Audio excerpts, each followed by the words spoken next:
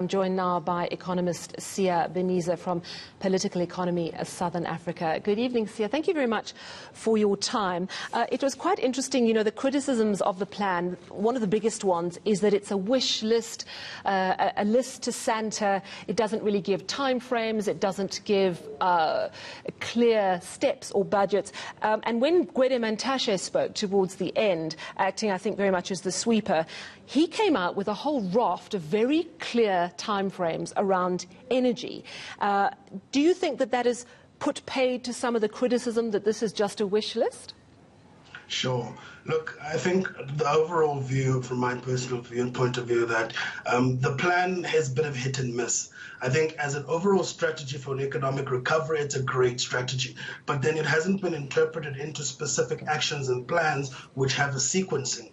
And I think this is where the president has been unable to garner the kind of confidence and support for the plan as he had hoped. Yes, Gwede Mantashe came to clarify a few points, and a couple of speakers from the ANC did. However, it does feel as though the plan is unfolding as it's being discussed, rather than a plan that has been consulted and has been worked out with various stakeholders and is now ready for government to implement. On the other hand, also, I don't know whether the plan is sufficient.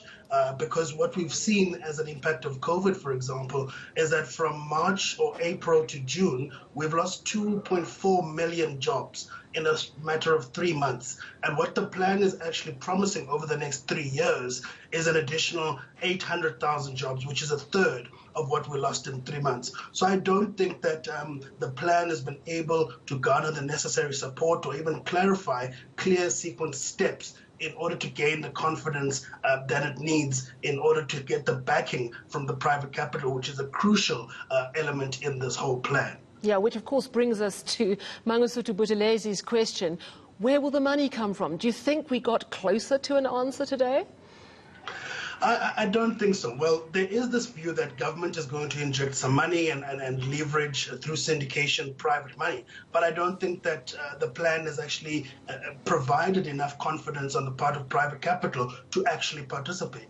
One of the chief problems is that South Africa has been on the strategy of infrastructure-led development for some time now, and it hasn't necessarily yielded the kind of economic recovery that one expects or that we planned. And I think that's mainly due to 4 reasons.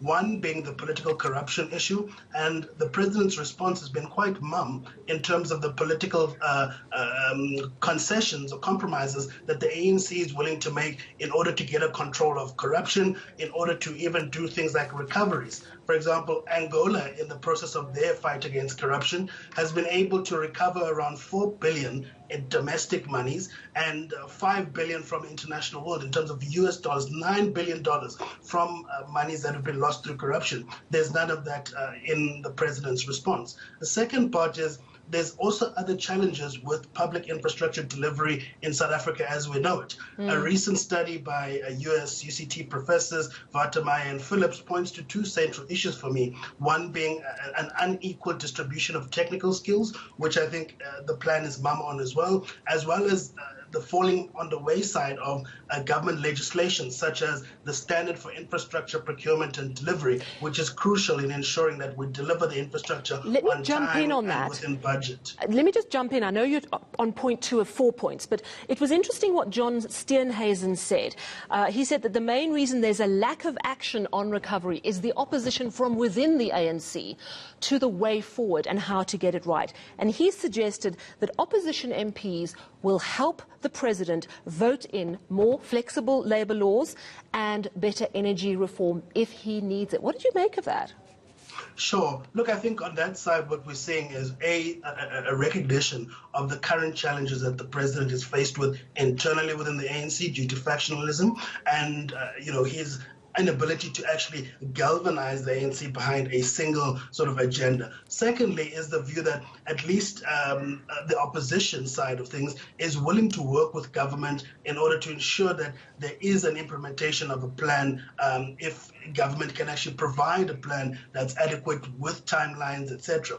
But I don't think that enough is being done in order to, A, deal with the political tensions that are a significant prohibitor to the actual implementation of the infrastructure recovery plan? And secondly, how is government going to actually gain the confidence of private sector and even opposition in order to get confidence and galvanize everyone behind this plan? And I think the last point I wanted to mention, Sally, is around this fact that infrastructure spending is going to directly lead to economic development. There's a missing gap there. And I think the old adage from China says you cross the river by feeling the stones at the bottom of the riverbed, which means that you actually need to ensure that there's a plan for your infrastructure that is able to either reduce the barriers to entry for new business, support small and medium enterprises, support even the informal sector, which is where you've got the growth shoots. So you really want an infrastructure plan that is geared towards focusing on the economic shoots and providing support so that that becomes a stable ground for the actual economic recovery. And I think that's the missing gap between the infrastructure plan and the hopes that we have that it'll reignite economic recovery. Yeah, absolutely. And I think you're pointing to the fact that it's not a straight line. It's small, detailed plans and implementation. I mean, we haven't even touched on the issue of the what Gwede Mantashe said about a request for proposal for a nuclear build for 2,500 megawatts of power. I mean, there's so much that's planned, and we'll have to see where it all ends up. Siya Biniza, thank you very much for your time.